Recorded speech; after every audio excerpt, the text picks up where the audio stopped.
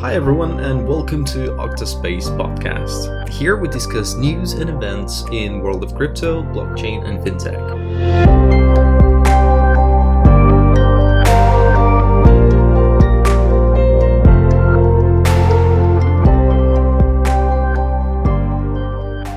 You are here today with Rinat and Olga. Hi. Hello. So, before we begin, let us introduce ourselves. Olga, you go first. All right, thank you. My name is Olga Sherbakova, as Rinat have mentioned. I'm a lawyer. I specialize in intellectual property and IT law. My master's is in IP. I've been working in a blockchain, crypto, and fintech industry for the last 7 years now, 7 or 8. Time flies.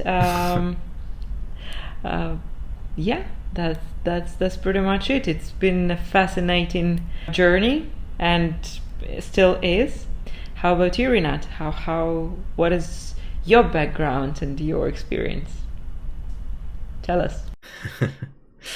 Well, I got a degree in finance and I'm a Master of Science in Oil and Gas Trade Management, which you might think is a bit different to blockchain and crypto, but to be honest, there are a lot of things alike and there is some common knowledge which is beneficial for both industries. I've been in the industry pretty much the same amount of time as you are, and I've been running my own company, which is AstroPay Limited, and we've been dealing with crypto asset ATMs.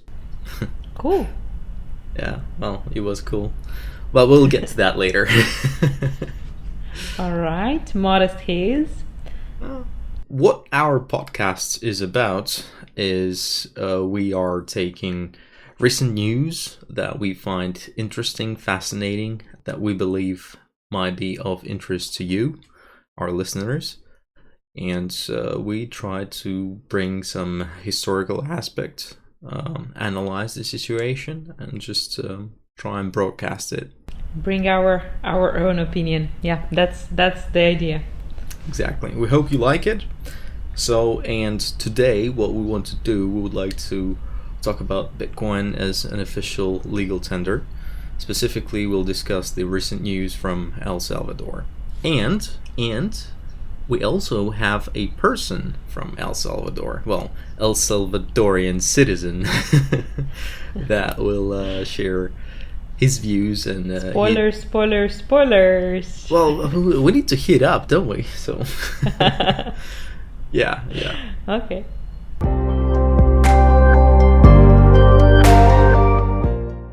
Let's talk about El Salvador. The most seems reasonable. Yeah. It's not that famous to be honest. Please, if there are any listeners from El Salvador, please don't get offended. I didn't mean to, but don't hate us. Yeah. So, Olga, what can you tell us about El Salvador? What you've dug up so far?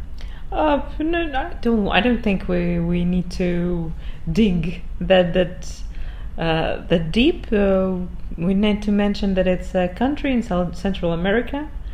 It's not that big, pretty small country, and it's famous for its breathtaking views. It's a very beautiful country, and recently it's been around all the news because the one law of this country attracted the attention of the entire world. The law introduced by the president of the country. That law actually made the Bitcoin a legal tender in this country, which is quite uncommon. Here, El Salvador is a pioneer country. They're the first country in the world to make this happen, to introduce Bitcoin as a legal tender. Even though there were discussions in different countries, on a different continents, on a different levels, if one or another country should do the same, but so far El Salvador is the only one who actually made this risk, let's say, and made it happen. Yeah, very brave, very brave. Well, to begin with, we probably should discuss how it all happened. What was the catalyst of adopting Bitcoin on a national level? As far as I know, there was a Bitcoin beach in El Salvador where people are paying for goods and services with Bitcoin. True. They started, as far as I know, in 2019. So the first experiment happened in El Salvador. There was a small village famous for its tourism activities, surfing tourism. So pretty much there were several investors who decided to bring the Bitcoin there.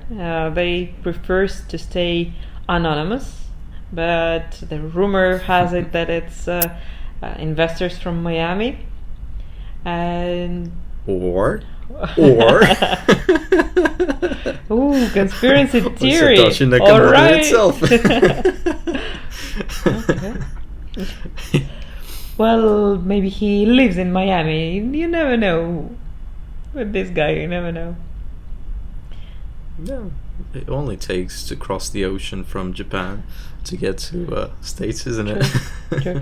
Anyhow, there were people interested in trying that as an experiment, and they introduced bitcoins. They brought that as a payment method to that village, and pretty much even small shops there accept bitcoins, which, as some experts say, helped them during the COVID time, because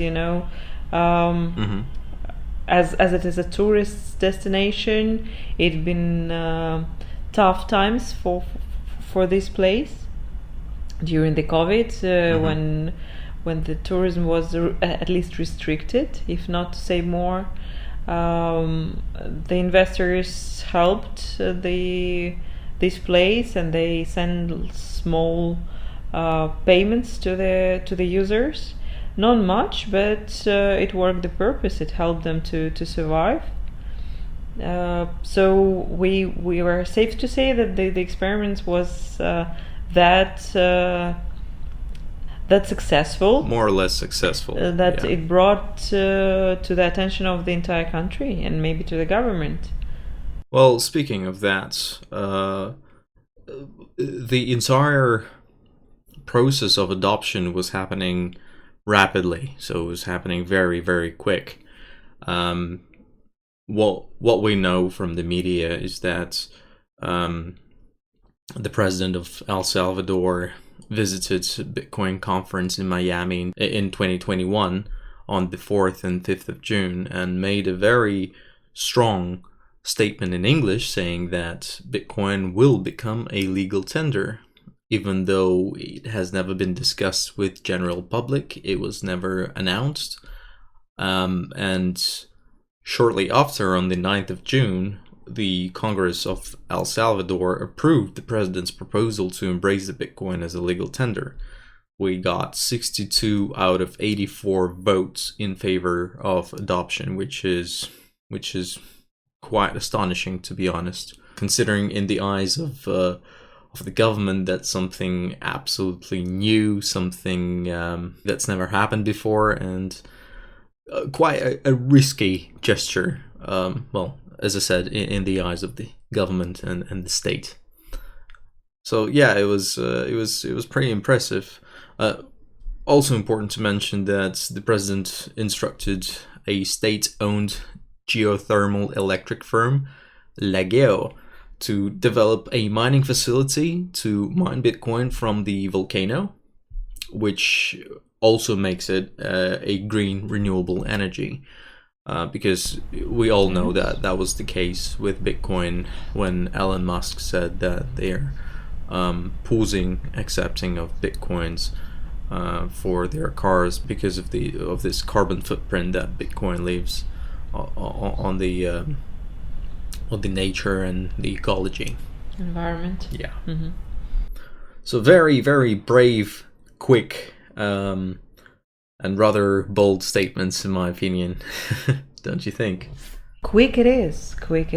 As you said, it was announced in June, beginning of June, and on 7th of September it came into force. Yeah, they gave it 90 days to implement it. As a ready-made, yes, law, which is it avoided the public hearings, as far as I know. Yeah. And maybe that's why it came as a little bit of shock to the general public, at least. Maybe it was discussed within the government. We don't know that, but definitely for the wide public, for the general public, that was quite a shock. Keep it in mind that we are still, even though the Bitcoin was introduced first in 2009. Correct me if I'm wrong. 2009.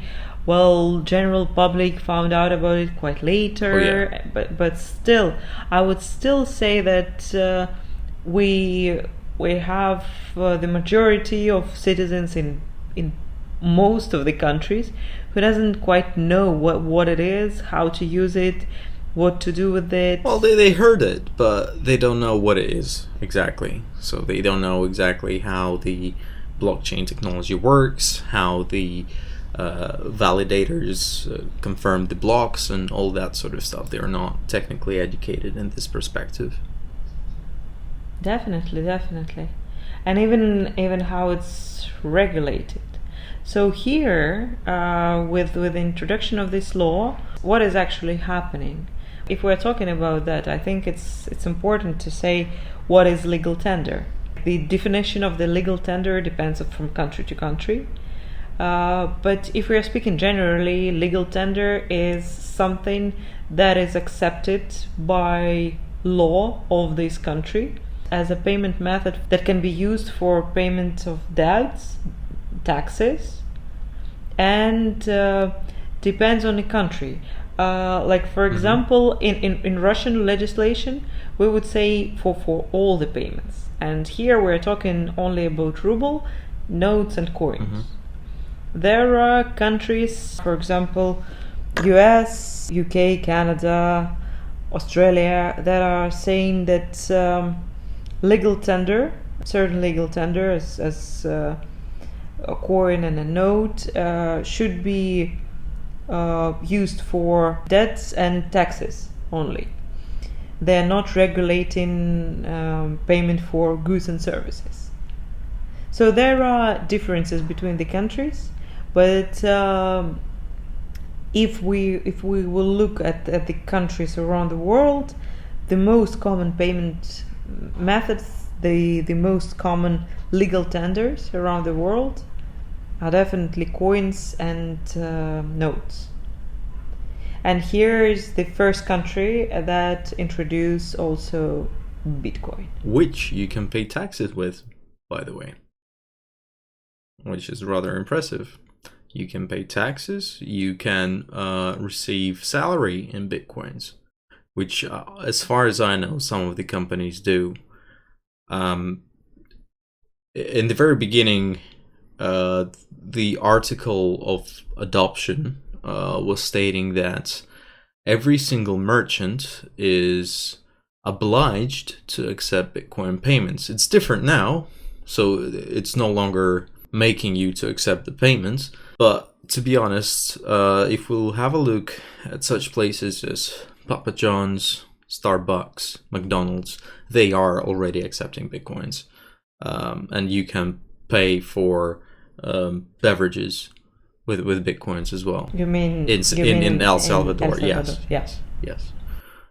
So it's moving towards that direction, and I'm personally happy to see that bigger companies, the networks, the groups are accepting such sort of payments, which is good. I think for big companies like that, the companies that you mentioned, it's easier to implement something new because they have the resources to to do that. They have Very true. money. I would say if I would be a small business in El Salvador, my biggest concern would be not how would I accept the cryptocurrency, but how would I cash it out? How would I make it liquid? So how would I convert it to cash? Because that's the biggest issue. But again, the National Bank of El Salvador is now also allowing making crypto deposits, which is very impressive when we're talking about banks. True. I mean, if you're a business, not an international company, but if you're, for example, the local company, and you can use the Bitcoin, you can accept it, but you can also pay for the other services with the Bitcoins, right? So pretty much, again, this is a legal tender. So now you can use it same as cash. And I suppose in this situation the banks should be really, really concerned, because the banks and money transfer agents, because Yeah. the Bitcoins, If we'll have a look at Bitcoin. if we'll have a look Sure. at Go ahead. Western Union or other remittancy services like MoneyGram, which is widely used in by El Salvadorians. Yes, that is the case. They are very concerned because they are expected to lose money. Because if people would switch to Bitcoins, well, if some El Salvadorians are based overseas and they have access to cryptocurrency, specifically Bitcoin, and they can make and send money back to El Salvador in Bitcoins, that would be cheaper if it's a large transaction, and that will be quicker as well because the funds don't really need to be cleared. So it's a very, very good way of transferring funds. But Well, we don't know that about the clearance of these funds, no? We don't know what exactly is the procedure still. So the law has been introduced, yes, but not all the procedures are explained in detail there. well, So we definitely would need to wait for some kind of practice here. normally when a payment is made, let's say via Visa, for example, what we would see on our end is that the payment has been successful, it has gone through. But what happens in reality is that those funds, they go to a clearinghouse where it takes about 3 days for the payment to settle. With Bitcoin, once it's confirmed, that's it. It's considered to be cleared. And depending on the transaction fee that you pay, I think on average it would take you about 30 minutes to 1 hour for the transaction to be confirmed, i.e. cleared.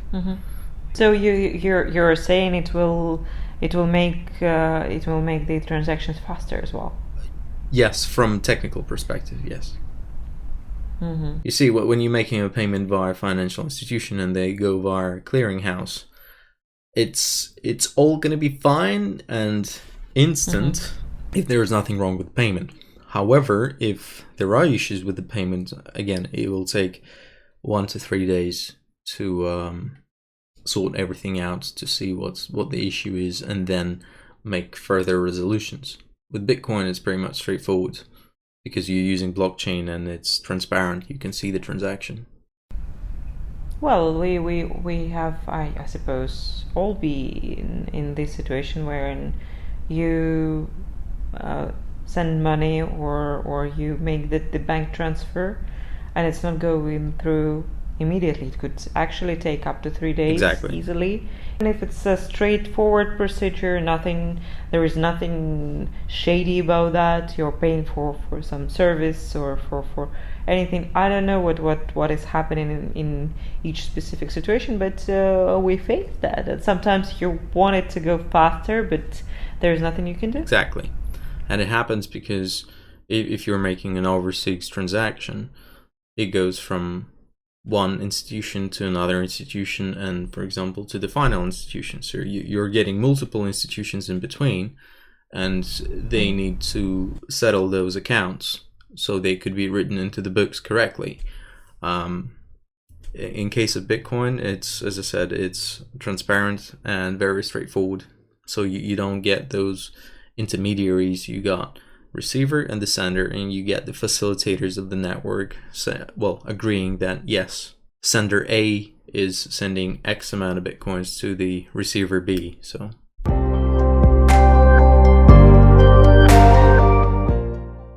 it all sounds like a really, really good deal for the customers, for the end users, but is there an enthusiasm about that in El Salvador? Well, it does sound like a good deal, but we always get our underwater stones, which we can't see. Currently, as you could have seen on the media and in the articles and on the videos, that people are protesting, and not only people are protesting, but we get huge financial institutions like IMF, World Bank, Moody's rating agency, which are not happy about the situation, and there are various reasons for that. As for people, I think they general public simply does not have enough education about blockchain, and they're feared that something risky and unfamiliar to them can simply lead them to a situation like Venezuela, where the currency plummets and they're fighting inflation the best they can. Yeah, but again, we've seen it on the news. We saw the protesters, and let's be honest. We can understand these people who are uncertain about what's gonna happen. They were not explained what to expect in the details. The government didn't take time and effort to educate, to explain, to actually prepare the public for introduction of such kind of law. This law was introduced solely without the infrastructure of other laws necessary in this situation. So maybe these people are not that wrong to be scared of. Then again, we all know what news are and how it can be shown. One camera from a different angle can show that the protests are huge or minor. It's all their position, but well, for that reason, we got a friend of yours, special guest, special guest, an El Salvadorian, who was kind enough to answer some of our questions. So some of these questions were. Do you want to name them, or shall I? You go. Okay. You go ahead. Let me just quickly say and introduce him as he's not present here. Jose is living abroad for years now. He's a pilot. He's traveling the world. But yes, he's originally from El Salvador. He does make some transfers there. And definitely he's concerned about what is happening back in his country, and he's following the recent news. But unlike us, he also has the inside, let's say, information from his family and friends as it actually is. So we asked him, how does he make his transfers back home? Yeah, I actually live abroad and I send money back home every month. Always make a SWIFT transfer to send the money. It's the easiest and most convenient way. The money is directly transferred from the account where I receive my payment to my savings account back home. Then we were asking him about Bitcoin adoption affecting the way of sending funds for him?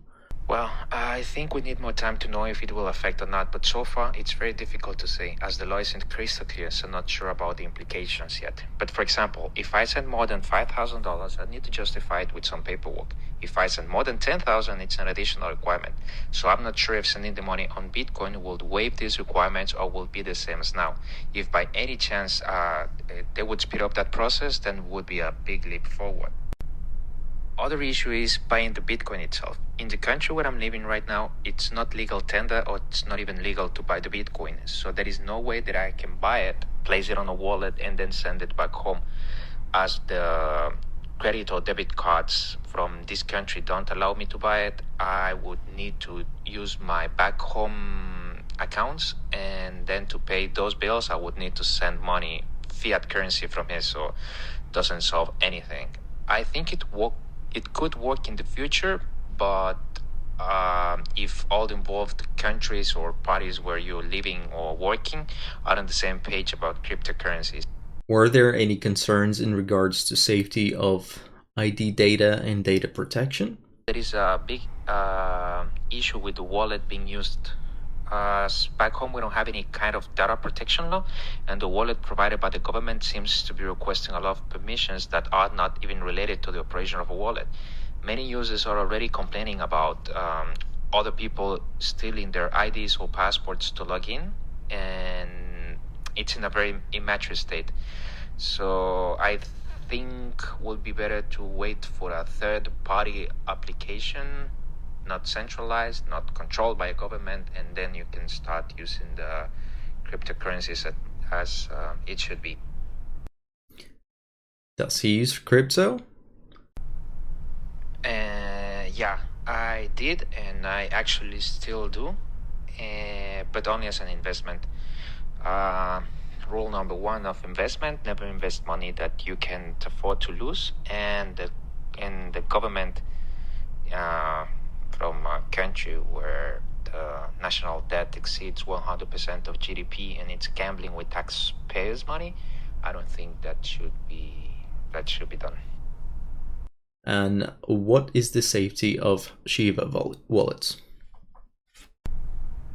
This is just to explain you. So the government is offering $30 bonus in Bitcoin when you actually use the app, but there is no way that they verify that the person signing in for the app is the same one as actually using it. So for example, many young people are stealing the grandparents' ID to sign up for the app, and then they send those $30 to their own accounts. So many people are complaining about it.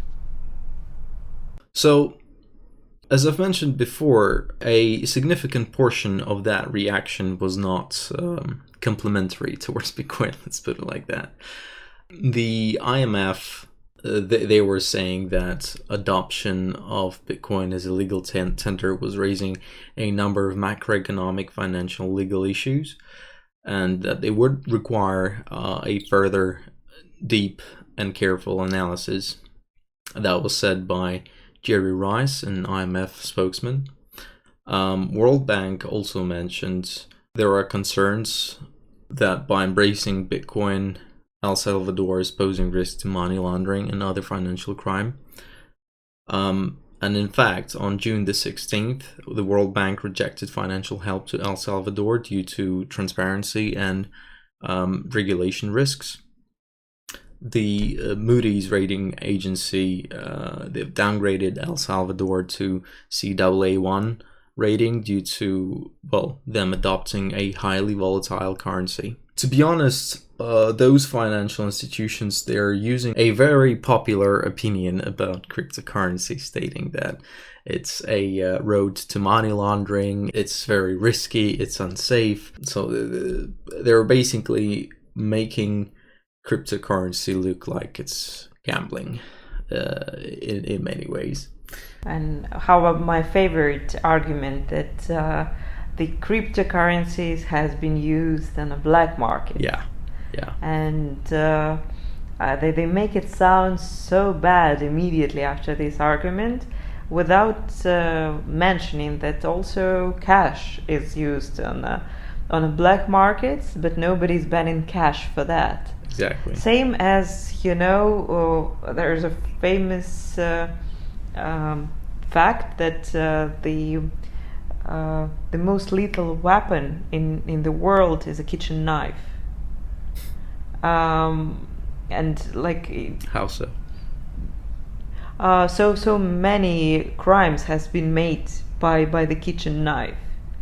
A lot of domestic violence, but not just domestic violence, But no one's banning it, isn't it? Exactly. But still, you don't have to have this special license to go to the supermarket and buy the kitchen knife. So I think it's about how you use certain instruments. Very true. No matter what you have. That is very true.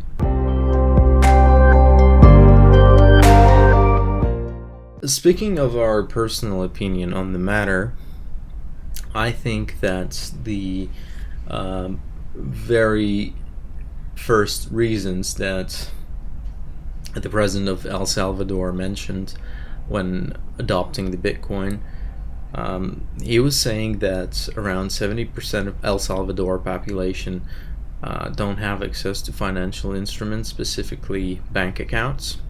And he believes that by introducing Bitcoins, that would make people closer to that economical prospects of this question, of this matter. Another important reasoning that he has mentioned was to make the remittances cheaper and quicker. Well, that's what we've spoken about already. It is true in a way, but as we've discussed, it requires a lot of work. Specifically, it requires education, it requires proper data protection legislation, it requires sophisticated AML and KYC procedures to prevent crimes. I think here that's important to say that as we've mentioned before, laws as this one should be introduced, let's say, in collaboration of other laws, or maybe the infrastructure should be ready for legal infrastructure. I mean, should be ready for laws like that. We absolutely, I agree with you and with Jose that the data protection should be on a certain level. AML and KYC procedures should be already working smoothly, and it should be like a working mechanism. Cybersecurity and stuff like that should be definitely working already. You cannot bring it the Bitcoin first, and then we will see what's going to happen next. Unfortunately, it's not working like that. You have to, if you want to all the population of your country to use that, you definitely you can do that, but on a much smaller scale. Not on a What do you mean? well, I mean that you can experiment. You can introduce Bitcoins before introducing infrastructure. If you were talking about the village, yes, the surfing village, the Bitcoin beach, yes. But if we're talking about the country and sizes of the entire nations, of course, it would require a lot more thinking, a lot more preparations, and you would have to take things very, very seriously, because at the end of the day, you're affecting people's lives, and people will suffer if something to go wrong. Even though I personally think it's a very brave and bold move, and it is needed for the entire crypto industry right now, but it also requires enough competence to do so. It's just a little strange how fast it all has been done, and why so fast? Why exactly? Like again, the people are not ready, so the prep work with the citizens of the country has not been made, right?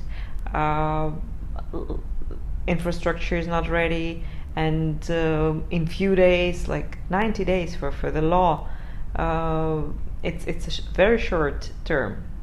No, I suppose not unique, but short. It could be discussed more. It could be so that there are rumors that it has been pressured. This law has been pushed by some investors, or it could be an interest of some groups of people. I don't know that, but definitely I'm surprised as well. How so? Why so so fast? Well, it's a crypto world. Everything moves very fast, very quick, and you have to be on par with everything changing and happening. But yes, I agree with you. It looks like some of the decision-making process has been influenced from outside, but well, we wouldn't know. Let's not speculate on that. Yeah. We just let's keep it here. Well, let's say it was Satoshi Nakamoto all this time. But yeah, sounds like a fair. So far, I think in the long run, if most of the further actions are done correctly with competence, we are going to see a very positive experience. If those actions are neglected, and these are the actions that I've spoken about earlier, speaking of KYC, education, additional law implementations, and infrastructure, as you've mentioned. So if that's not done correctly, we might end up in a situation where the financial institutions will say, well, have you seen how El Salvador failed with Bitcoin adoption? And then it will put a huge spat mark on the entire crypto industry because of that experience. So I have all my faith in El Salvador, and I hope they will succeed. But it would require a lot of work, which I think they're more than capable of doing well and doing correctly. So Definitely. I think not just us and not just other experts and analytics are looking at El Salvador right now, but some other countries and some other governments are doing the same. But I don't think someone will rush it now with this decision. Now, when it's I don't know, life experiment in some country, everyone will wait and see how it's gonna be, and definitely let's hope it's gonna work perfectly. Let's hope so. Well, anywho, that was a very useful talk. I hope you enjoyed it, our listeners. I did, for sure. Yeah, it was great talking to you today. So you will be able to find that podcast on our website, which is octospace.co.uk, or you will be able to find it on other podcast networks. You'll find the links in the description below. Thank you so much, and we'll see you in the next one. Thank you. Bye.